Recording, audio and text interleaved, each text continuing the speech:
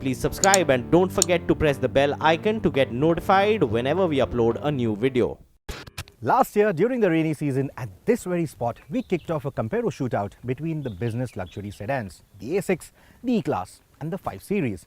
Now, we already know that the A6 is a very large car, and then Mercedes-Benz trumped it with the exclusive long wheelbase variant of the E-Class.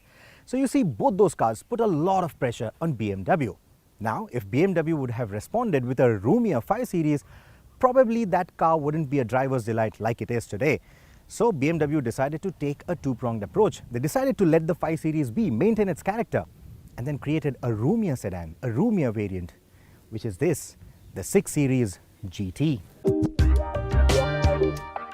We are in times when car makers are testing newer waters, from alternative propulsion to never-seen-before body styles. Not so long ago, they decided to merge a liftback body style with the sassy lines of a coupe, and thus was born the Gran Turismo line. Given the affiliation of the 6 Series with the coupe forms, it didn't take long for BMW to realize that the largest GT belonged in the 6 Series classification and not in the class of the 5 Series. The result is the new 6 Series GT that replaces the 5 GT that was based on the previous generation of the 5 Series. Not only that, the new car also addresses the 5 GT's controversial flabby design and cleans it up with sleeker styling and tighter lines. The face resembles the new 5 Series, gets a similar grille with active aero flaps, and the three-dimensional detailing for the headlights and taillights helps in further reducing the visual bulk. Look closely at the wheels though, and you realize that this is an enormous car.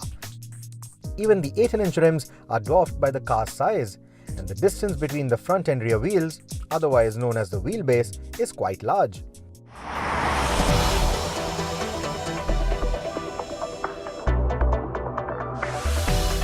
The rear seat of the 6 GT is actually quite a comfortable place to be in. To begin with, you get a lot more legroom. I have a passenger sitting right in front of me.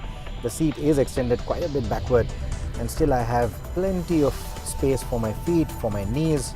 Headroom isn't a problem at all. You also get this lovely panoramic roof, which also adds to the airy space or the feeling of airiness inside the cabin. Another interesting feature that should help this car take on the E-Class is the reclining seat. You can recline the seat back by a certain degree. Of course, it's not as extreme as what you get in the E-Class, so you can't really completely stretch out and sleep off. But it is a nice feature to have, especially on long distance journeys. It will contribute towards the overall comfort of the back seat.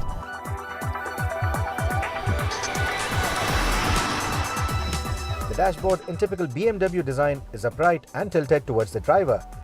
It has a new age fanfare of touch-sensitive buttons for the air conditioning and the latest iDrive system with support for gesture controls and wireless Apple CarPlay. The audio quality is on par with its peers and should keep most audiophiles happy. Another interesting feature in the 6 Series is the suspension setup. That you don't feel a thing, it just went over a speed hump. You have air suspension in all 4 corners. But the interesting feature is the driving modes. Now, you get driving modes in cars of this category, of course, but you also get a Sport Plus mode in most driver-focused BMWs. Here in the 6 Series, because comfort takes a precedence over driving dynamics, you also have a Comfort and a Comfort Plus mode. So the Comfort Plus mode will essentially soften up the suspension. If you're driving over undulated surfaces or if you're driving over bumps, it will try and make sure that you don't feel a thing here in the back seat.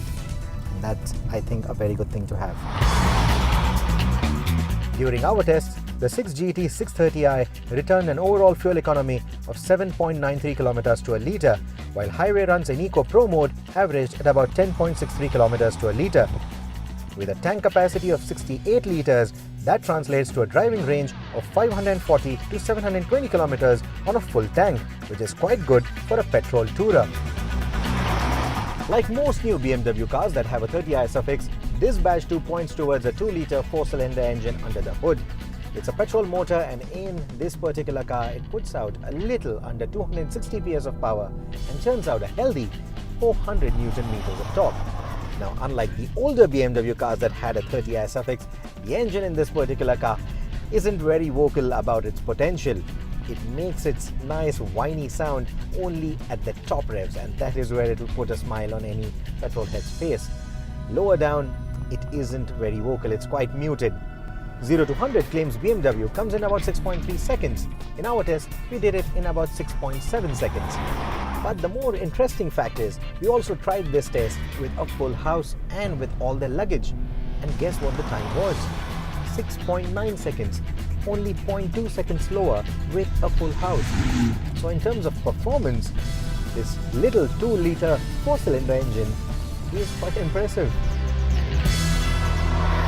Summing this up is very simple. If you want a BMW that is going to be chauffeur driven for most of the times, and then you want to spend time behind the wheel once in a while, and when you do that you want to have a smile on your face, I think the 6 Series GT does make a lot of sense in the business sedan category. This of course is the petrol variant. At some point there'll be a diesel variant as well, and at some point in the future there'll also be the 640i and hopefully in the M Sport trim that we saw at the Auto Expo, and that is something that I'm looking forward to.